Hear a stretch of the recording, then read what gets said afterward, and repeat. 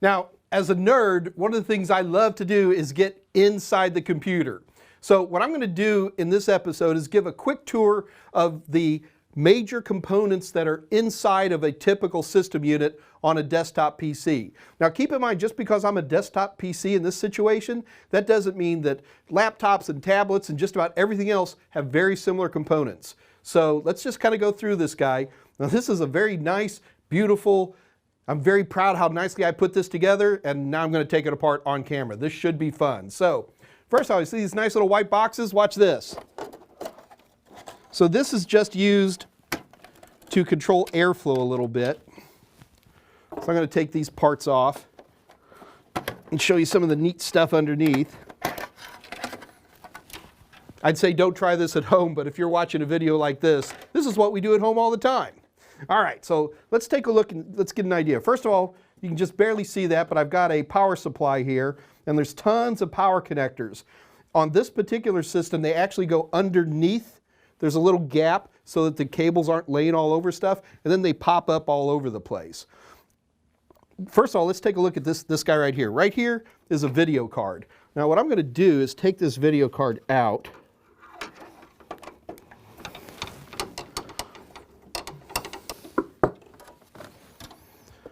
Whew.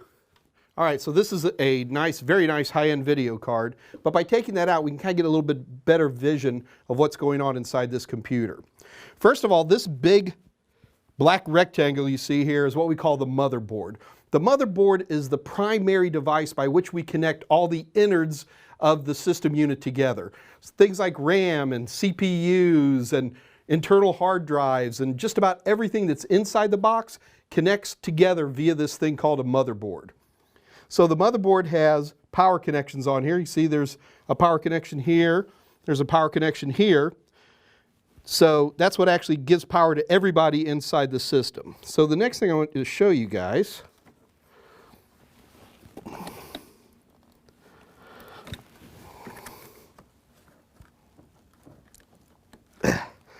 this right here, thought he'd come out. This is a RAM stick. So when we talk about RAM, these individual guys are called sticks. That's the term. Stick doesn't say how many megabytes or gigabytes it is. It's just a stick. This is actually very, very pretty sticks too, by the way. Underneath here, this is actually a liquid cooling system. We got fans, and there's liquid which runs in here. And underneath here is the CPU. You know what? It's going to be a little messy, but let's take a look at the CPU.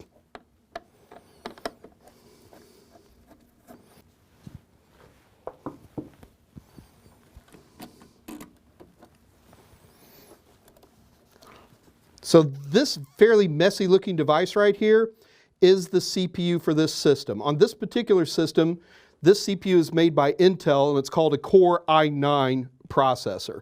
This goo you're seeing on top is called thermal paste. The reason thermal paste, heat dope, it's got 100 names, thermal compound, and what that's designed to do is to provide a really good thermal seal. CPUs make a lot of heat. This cooling system, this liquid cooling system, takes that heat away, and then the fans on top blow it out. So the thermal paste just allows a good heat conductor between the CPU and my cooling system. Now let's see if I'm really brave here.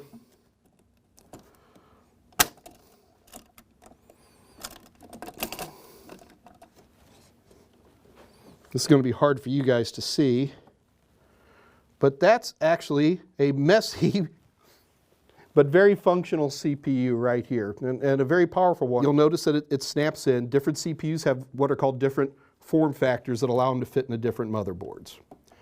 And we have entire episodes on CPUs, so I just wanted to give you an idea of what that looks like. Let's put that guy back in before we cause any more damage. Now, as we look around this board, you'll see a lot of other things that are kind of interesting. First of all is underneath this little bit of heatsink right here.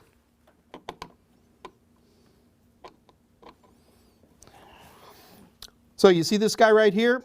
This, believe it or not, is mass storage. This is what we call an M.2 SSD.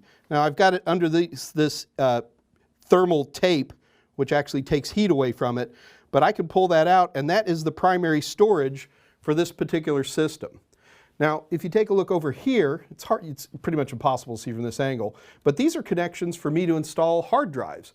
I've got slots right here for me to plug in as, well, a large number of hard drives, 6. It looks to be an absolute maximum for this particular motherboard. But if I wanted to add more hard drives, I can even plug them into the back of this system. We call these expansion slots. These particular type of expansion slots are known as PCIe, and you saw when I pulled the video card off, it was snapped into one of these. Expansion slots give PCs a lot of flexibility. If there's some type of device I want to plug in that doesn't come with the system, I can buy an expansion card, as we call it, snap it in, and it allows great expandability. Now on the motherboard itself, there's a lot of interesting things that are going on. First of all, underneath here, and I'm not going to take this off because it's almost impossible, is what we call the chipset.